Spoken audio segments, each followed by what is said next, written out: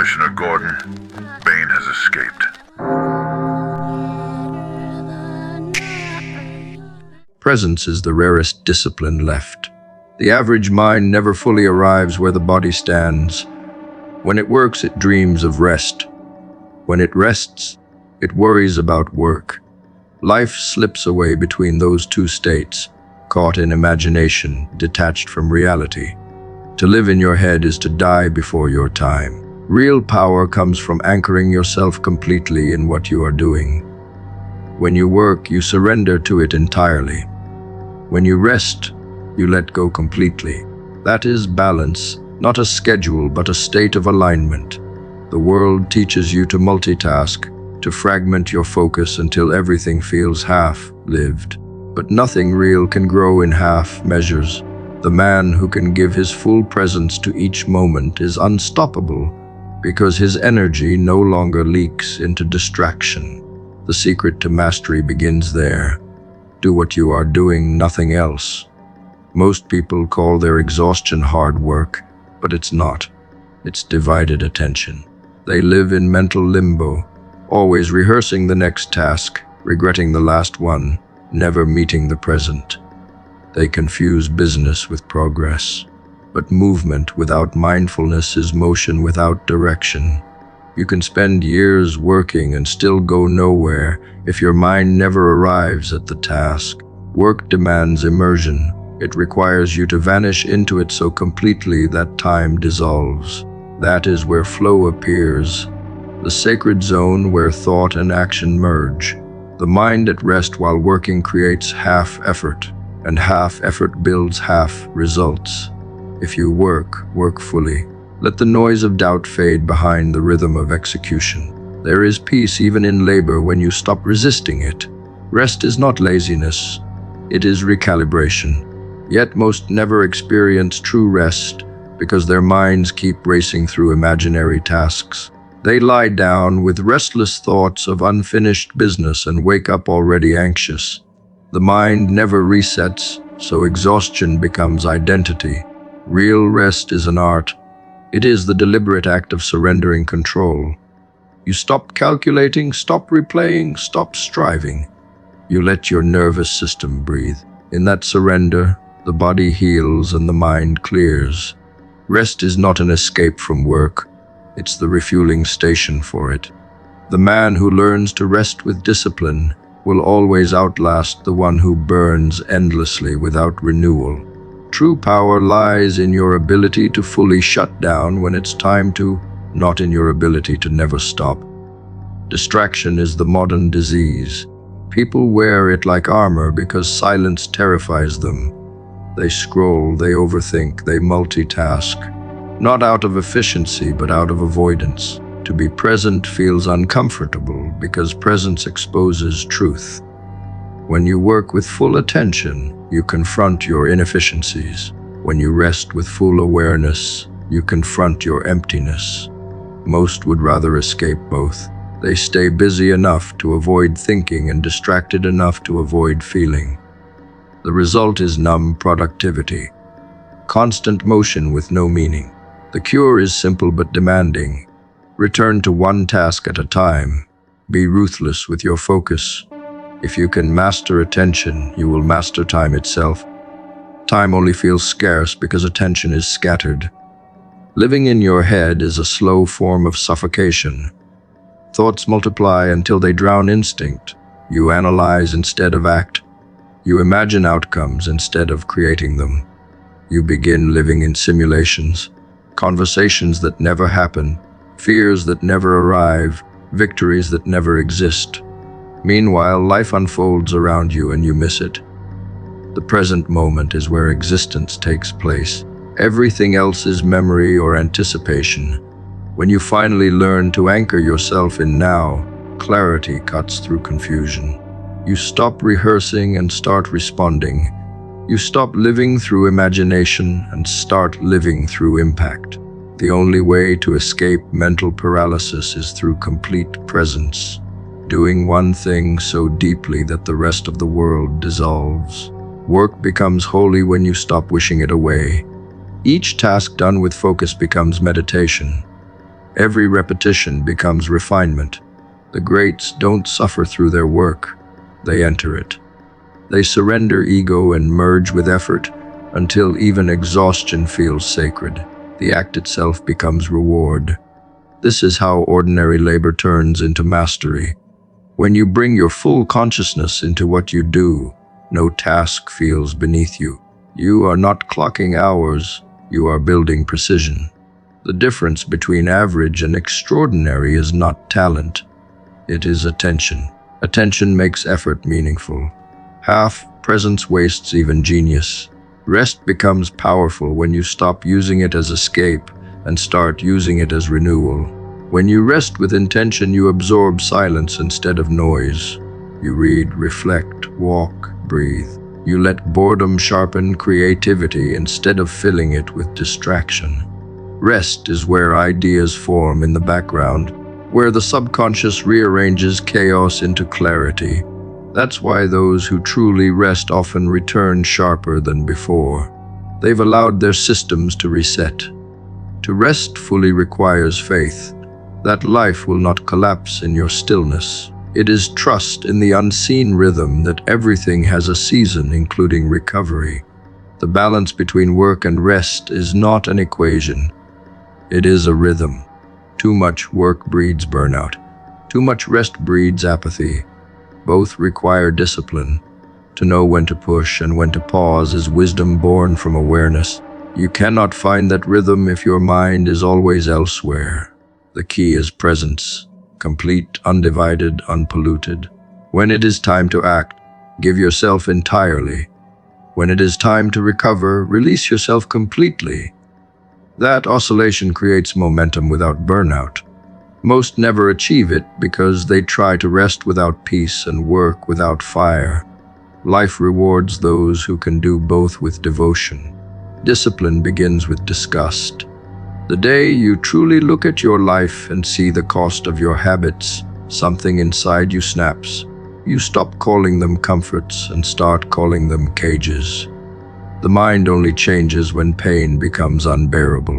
When you realize your current trajectory leads to a future you refuse to live in, self-control no longer feels like sacrifice. It feels like survival. Discipline is not built through willpower alone, but through clarity. You see the pattern, the loop, the invisible routine that keeps you ordinary, and you decide to destroy it. That decision is the birth of transformation. It's not about adding more to your plate. It's about cutting away everything that keeps you stagnant. True discipline is not punishment. It's rebellion against the parts of you that betrayed your potential. Clarity breeds momentum. Most people never stay disciplined because they never define what they truly want.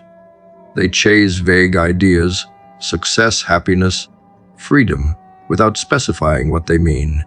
Ambiguity kills drive. The brain cannot pursue shadows. When you get precise about what you want, every distraction starts to look like betrayal. That's when your actions sharpen. You no longer need external motivation because you have internal consequence. You know exactly what staying the same costs. The clearer your destination, the heavier mediocrity feels. Once you see your habits as roadblocks, laziness turns into nausea. You no longer resist discipline, it becomes instinct. Discipline is not self-hatred, it's self-respect. It's the act of refusing to treat your potential like an afterthought. You stop tolerating the version of yourself that settles for less than what you are capable of. That internal confrontation is uncomfortable. It exposes how often you've lied to yourself. But that discomfort is sacred. It is truth entering your system. The more honest you become about your patterns, the easier it is to break them. The lie that comfort will bring peace dissolves, and you begin to crave the pain of progress more than the pleasure of stagnation. Growth replaces gratification. The same energy once used for escape becomes fuel for evolution. Once you know with conviction that you do not want the life your habits are creating, your resistance to discipline vanishes. You no longer wake up battling yourself because the battle has already been decided. The enemy is clear, the old you. Every temptation, every excuse, every distraction becomes a test of allegiance. Discipline transforms from obligation into identity. It's not about doing what's hard, it's about protecting what's sacred. The pain of consistency fades when compared to the pain of regret. You stop asking, "How do I stay disciplined?" and start asking, "What happens if I don't?" That question changes everything. Uncertainty becomes a friend once staying the same feels unbearable. People avoid chasing uncertain goals because they fear failure. But once mediocrity becomes your personal hell, even failure feels like freedom. You'd rather suffer in progress than suffocate in comfort. That's the threshold where transformation begins. When the fear of regret outweighs the fear of effort, the unknown no longer intimidates you because you've already met something worse, wasted potential. The moment you decide that comfort is more dangerous than risk, you stop hesitating. You move not because you're ready, but because staying still feels poisonous. Discipline is not about constant struggle. It is about alignment. When your habits match your values, discipline feels natural. The mind stops fighting itself. You don't need to drag yourself into action.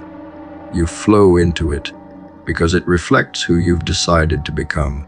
The friction only exists when your actions betray your ideals. Once you close that gap, peace emerges even in effort. You're no longer at war with yourself. You wake up knowing that every small decision carries weight, that every moment is a vote for your future. Discipline becomes less about control and more about integrity. There is a moment in everyone's life when the mirror becomes unbearable. You see the gap between who you are and who you could be. You can lie to others, but not to yourself. That mirror forces a choice: either numb the pain or use it. Most choose numbness because it's easier. The few who choose to feel that pain become unstoppable. They use it as ignition. That discomfort becomes a compass, pointing directly to what must change. Every time you act in alignment with that truth, your reflection changes. You start recognizing yourself again. The person who once looked lost begins to look alive. Discipline is not about perfection. It's about consistency through imperfection. You will stumble, procrastinate, fall short. But the difference now is that you return. You refuse to quit because you've seen what quitting costs. Failure no longer humiliates you because you know what surrender would mean. The disciplined fail often, but they fail forward. They do not seek comfort after mistakes. They seek correction. Every setback becomes a refinement. Every delay becomes data. The undisciplined seek escape. The disciplined seek evolution. That single distinction determines destiny. People think discipline requires superhuman will. It doesn't. It requires perspective. You only lose control when you lose context, when you forget why you began. Discipline dies when desire becomes abstract. That's why clarity must be renewed daily. Every morning, you must remind yourself of what you are running toward and what you refuse to return to. That awareness keeps your edge sharp. The disciplined are not always motivated. They are always mindful. They don't need to feel inspired because their mission is bigger than emotion. Emotion fluctuates, conviction does not. The perfect moment never arrives. The illusion of timing is the mind's favorite form of self-sabotage. You convince yourself that you're waiting for clarity, for confidence, for alignment. But in truth, you're waiting to feel ready. Readiness never comes. It's built through motion. Every time you delay, you create more friction. The longer you wait, the heavier the start becomes. The perfect time to start was the last time you promised yourself you would. That moment passed, and it cost you a fragment of self-respect. The only way to reclaim it is to move now. Momentum restores dignity. There is no starting point more divine than this breath, this decision, this exact moment. Waiting is decay disguised as patience. Action is the only cure for stagnation. Every time you delay your start, you teach your mind that hesitation is acceptable. That becomes a habit. A pattern forms: idea, excitement, distraction, regret. Repeat. Soon you lose trust in your own word. You start believing that your potential is theoretical, that your dreams are too far gone. But potential never dies. It only waits for your command. The tragedy is not that people lack opportunity. It's that they drown opportunity in overthinking. The perfect time will never knock. It demands that you break your own inertia. Every unfinished goal rots into self-doubt. The cure is not another plan, it's movement. One step forward makes you real again. Distraction is the new addiction. It offers the illusion of progress without the pain of persistence. The more you delay purpose, the louder distractions become. They fill the silence where action should be. Every scroll, every escape, every detour is a substitute for what you fear starting. You tell yourself you're gathering motivation, but you're gathering dust. The cost is invisible at first, small delays, minor excuses, but over time, distraction becomes identity. You start mistaking entertainment for relief and comfort for happiness. The mind deteriorates not from failure, but from the absence of focus. The cure is brutal honesty. You either build what you want or become consumed by what others have built. Every person who ever achieved anything began at a moment that looked ordinary. There was no sign, no perfect alignment of conditions, only a decision made in discomfort. Starting is not glamorous. It's raw, awkward, full of self-doubt. That's why most people avoid it. They want to start with confidence, forgetting that confidence is earned through repetition. You build certainty by acting despite uncertainty. Every master began with trembling hands. What separates them from the rest is that they moved anyway. The first move will never feel perfect. It will feel premature, chaotic, messy. That's how it should feel. Movement first, mastery later. Procrastination hides behind sophistication. You convince yourself that you need more research, better timing, or external validation. These are excuses dressed as intelligence. The truth is you are afraid to face the reflection that comes with effort. You fear seeing your limits. But limits are revealed so they can be redefined. Every action clarifies what you don't know. Waiting only magnifies what you fear. The mind creates comfort in delay because it allows fantasy to survive. When you start, fantasy dies and reality begins. That death is necessary. Dreams must be torn from imagination and built in daylight. Until you take that first step, you are just pretending to care. You can measure a person's future by how they handle the present moment. Those who wait for the right time never find it because perfection was never the point. Consistency was. Action compounds. Delay dissolves. The longer you hesitate, the smaller your confidence becomes. You stop believing in your ability to follow through, and that disbelief infects everything you touch. Action reverses it. Every small win rebuilds self-trust. When you act today, even imperfectly, you reclaim power. The mind stops sabotaging because it sees proof that you are moving again. Consistency creates belief. Belief sustains motion. That is how progress becomes identity. The next best time to start is now, because time doesn't pause for your indecision. Every second you waste still moves you closer to regret. Life does not wait for clarity, it rewards those who create it. The difference between those who succeed and those who watch is simple. One decided that hesitation was more painful than failure. Starting now makes the universe your accomplice. Opportunities appear because action shifts your perspective. You begin seeing possibilities where you once saw walls. That shift never happens in theory. It happens through motion. The longer you stay idle, the more invisible you become to your own potential. If you are not pursuing what you want, distraction becomes your default. The mind abhors emptiness, so it fills it with noise. The scroll, the snack, the gossip, the comfort, they all exist to silence the guilt of inaction. Every time you choose distraction, you affirm that you would rather numb than grow. That choice compounds until your dreams feel distant and your attention feels fractured. The only cure is pursuit. Pursuit fills the void. It replaces avoidance with purpose. It gives your life a center again.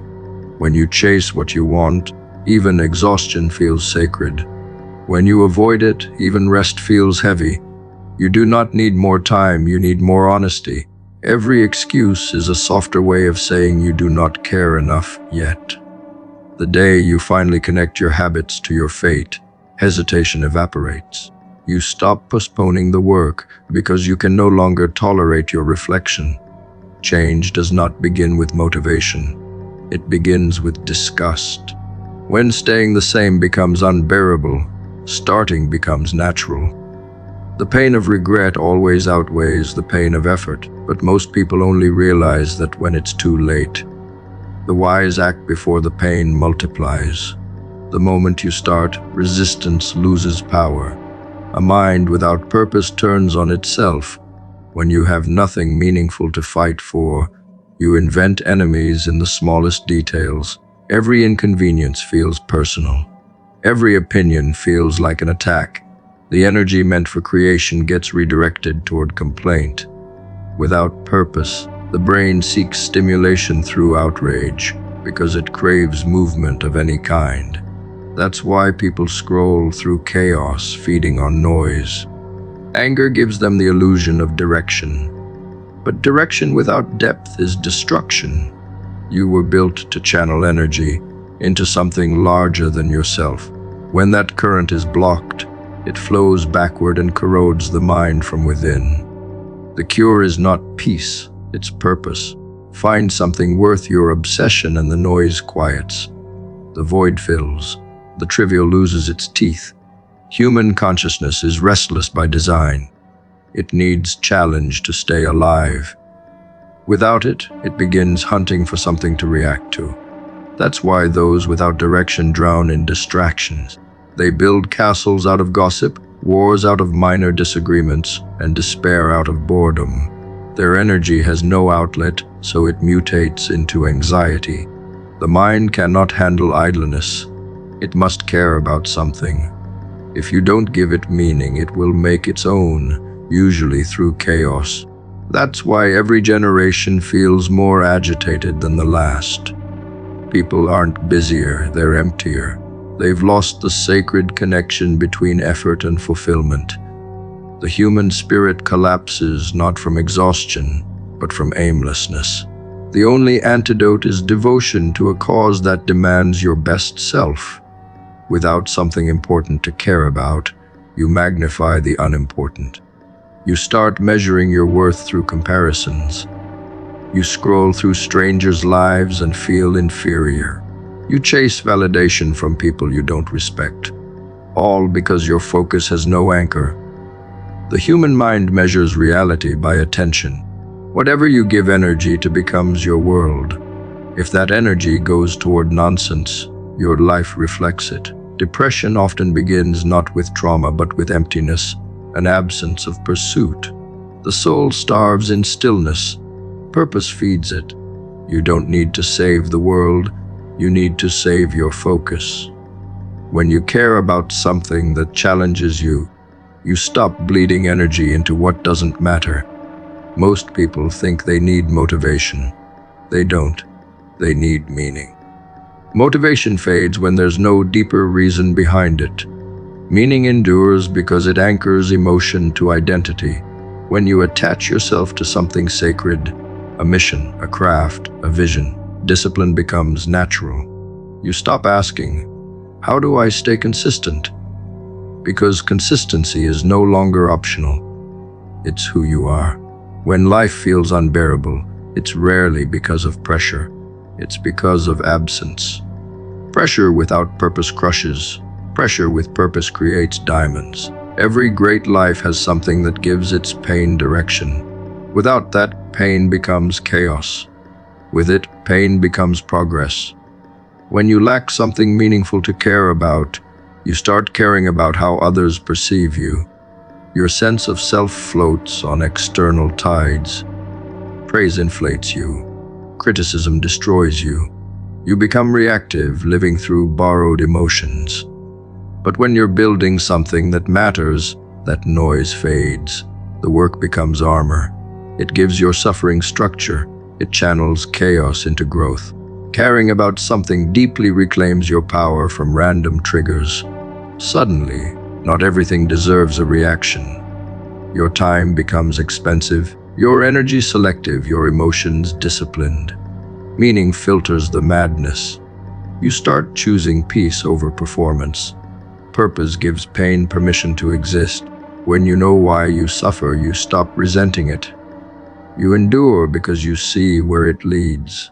People who have nothing meaningful to fight foresee every hardship as cruelty. They think life is attacking them when in truth, life is testing them. A test without purpose feels like punishment. The same test with purpose feels like preparation. That's the shift that builds endurance. The mind breaks when it carries pain without meaning. But when pain serves a vision, it transforms into pride. It becomes proof that you are becoming who you were meant to be. A life without a mission defaults to consumption. You start filling time instead of using it. Every hour becomes a distraction disguised as leisure. The dopamine of novelty replaces the fulfillment of progress. You start chasing small pleasures because they're easier than big goals.